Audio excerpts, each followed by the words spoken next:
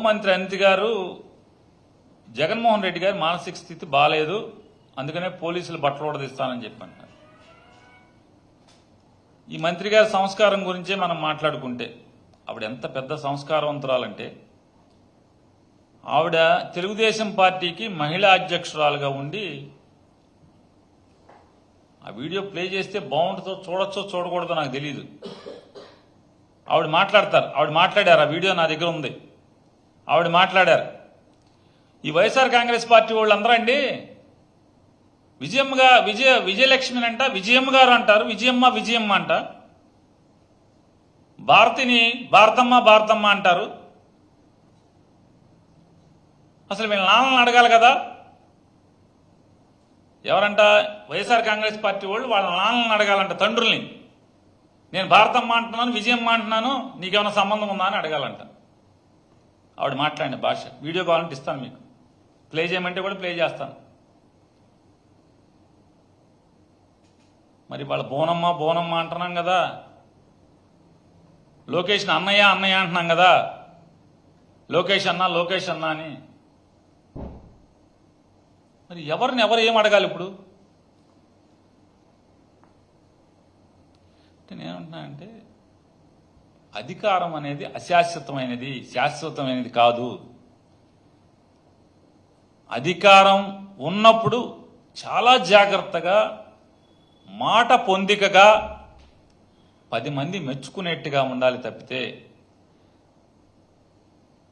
పదవి కోసం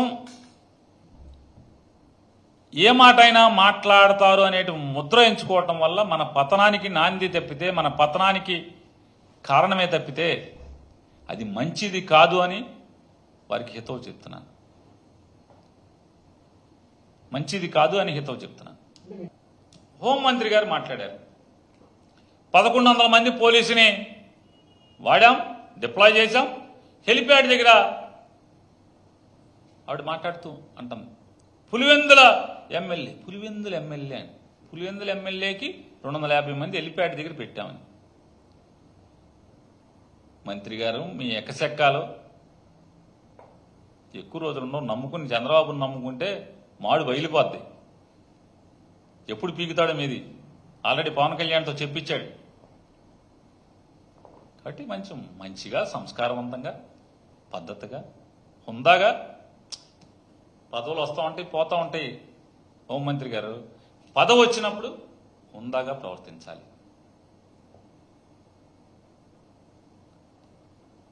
పులివెందుల ఎమ్మెల్యే అయితే మీరు రాష్ట్రం అంతా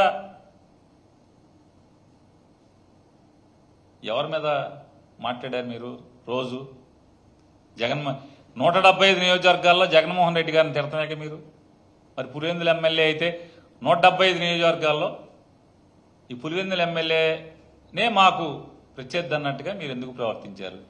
చంద్రబాబు నాయుడు గారు, మీ నాయకులు ముగ్గురు, చంద్రబాబు నాయుడు గారా, పురంధేశ్వరి గారా, పవన్ కళ్యాణ్ గారా, ఈ ముగ్గురు ఎవరికి వాళ్ళకి తెల్లారులేసి కళ్ళల్లో మెల్లేది.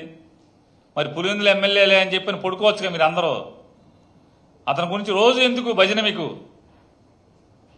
రోజు భజన కార్యక్రమమే కదా అందరూ కలిసి, ఎందుకు?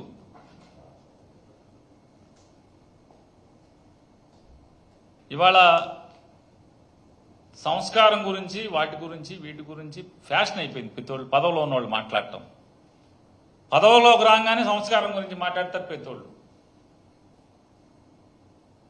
అహంకారంతో మాట్లాడటం, పదవిలో ఉన్నప్పుడు అహంకారం తగ్గించుకుని మాట్లాడాలి ఎవరైనా. ఎంతసేపు ఉంటాయి ఈ పదవులు, ఈ అధికారాలు, ఈ అహంకారపు మాటలు?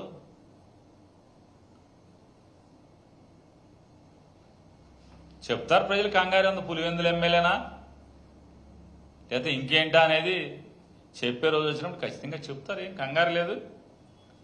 ఇక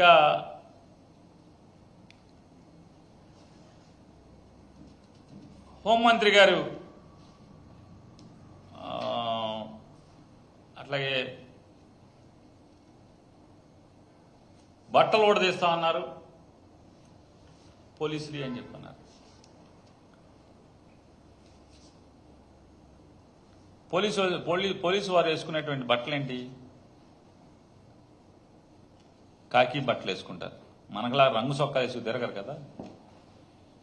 కాకి బట్టలు ఎవరైతే తొడుక్కుని వారు ఉద్యోగ నిర్వహణ ప్రారంభించే రోజు లేదా ఉద్యోగ బాధ్యతలు తీసుకునే రోజు 3 సింహాల మీద ప్రమాణం చేసి విధి నిర్వహణలో నీతిని, ధర్మాన్ని, న్యాయాన్ని కాపాడతామని చెప్పి ప్రమాణం చేసి వచ్చి ఇవాళ దగుల్బాజీ పనులు చేస్తున్నారు, తప్పుడు పనులు చేస్తున్నారు, కిరాతకాలు చేస్తున్నారు, కుట్రలు చేస్తున్నారు, ఆ కాకి చొక్కా పరువు బజార్ను పడేస్తున్నారని ఎవరెవరు ప్రవర్తిస్తున్నారో వాళ్ళ ఒంటి మీద కాకి యూనిఫామ్ లేకుండా చేస్తానని చెప్తుంటే ఏ తప్పేంటి అని అడుగుతున్నాను. అటువంటి పోలీసులు కాకి బట్టలు వేసుకుంటాక అర్హులా అని అడుగుతున్నాను. ఎలా అర్హులు అని అడుగుతున్నాను. ఈ ఎఫ్ఐఆర్ చూడండి. తోపదుర్తి ప్రకాష్ హెలికాప్టర్ మీదకి జనాల్ని తీసుకొచ్చాడు, బదలు కొట్టించాడని చెప్పాను. ఇదే ఈ తప్పుడు రాతలు అంటే ఎఫ్ఐఆర్ కట్టిన వాళ్ళని నేను ప్రశ్నిస్తున్నాను. ఒకసారి జగన్మోహన్ రెడ్డి గారు చాపర్ హెలికాప్టర్ ఇంకా రాకముందు పోలీసులు తమ సొంత మైక్ని తోపదుర్తి ప్రకాష్ రెడ్డికి ఇచ్చి ఏమని మాట్లాడించారో ఒకసారి చూడండి. ఒకసారి